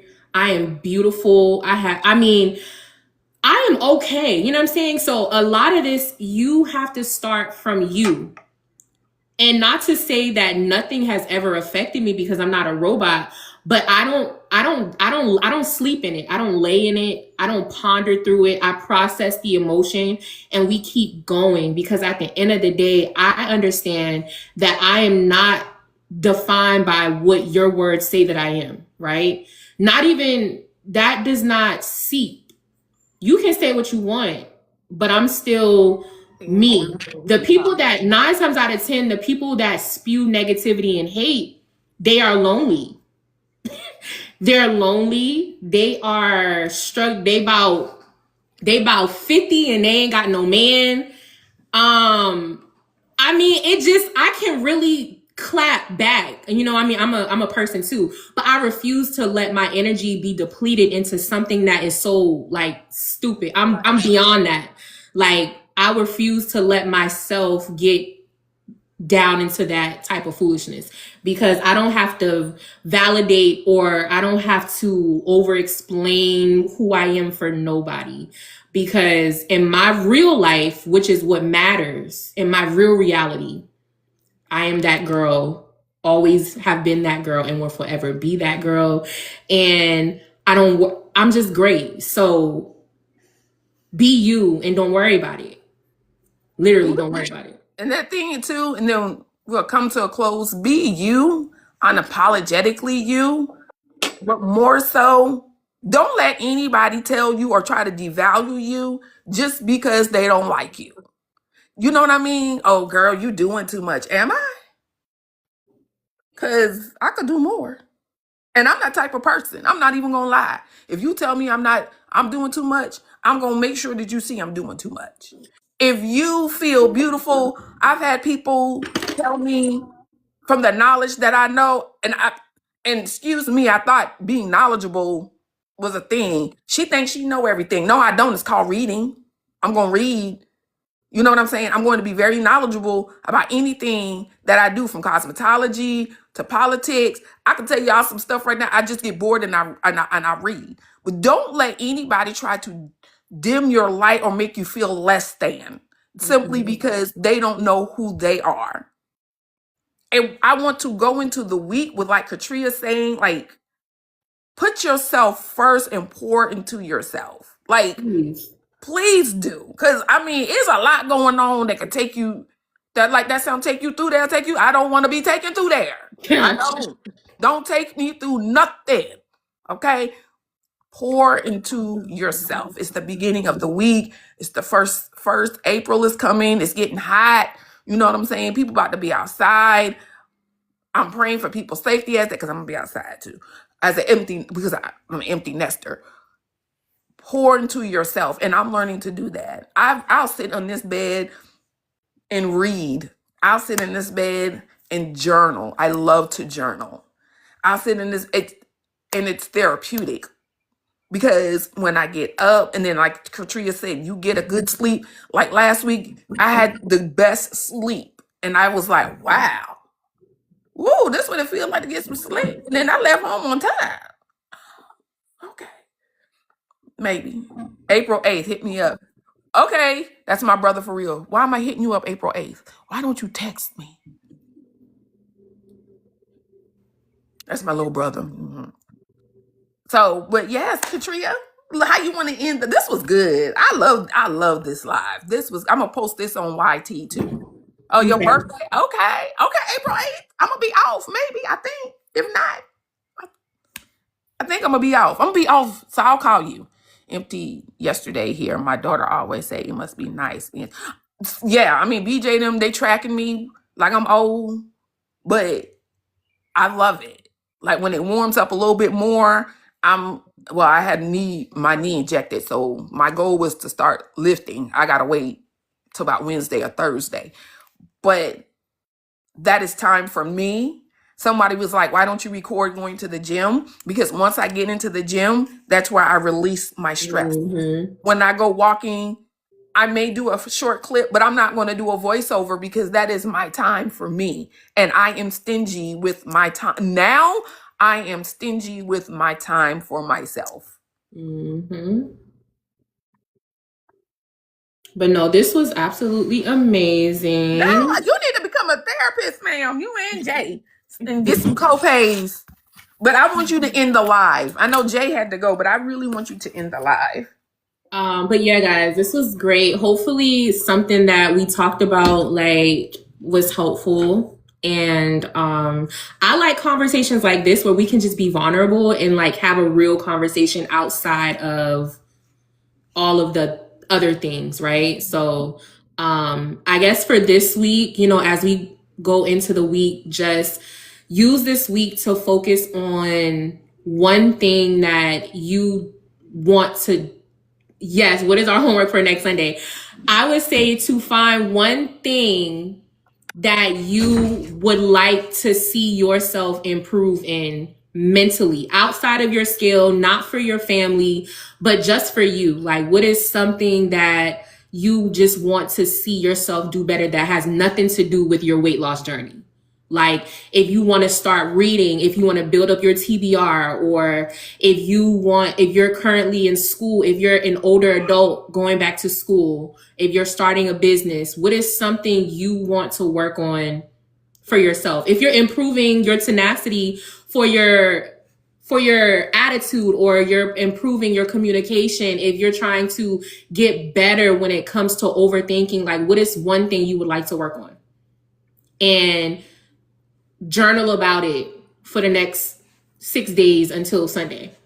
That's good homework. And I'm going to do a video. It won't be them exact words, but I'm going to do a video, Katria, because it's time to start now doing the work for some on this journey. Because I promise you, when you get in maintenance, I mean, the LBs for me is easy, but now I'm discovering new things about myself, and I love it. And I'm fixing stuff because I want to be able to be happy and live in the moment of being in maintenance, but not more so of the weight, but skin glowing, bringing peace. Yeah, it's time for a glow up. Exactly. Thank you guys for coming in. We'll be back next Sunday. 10:30, 10:30, Katria. 10:30 work for me because Yeah, that's good. 12.5. All right. Well, I will talk to you guys later. Have a great one. See you later. Bye-bye. Thank y'all for coming in. Bye.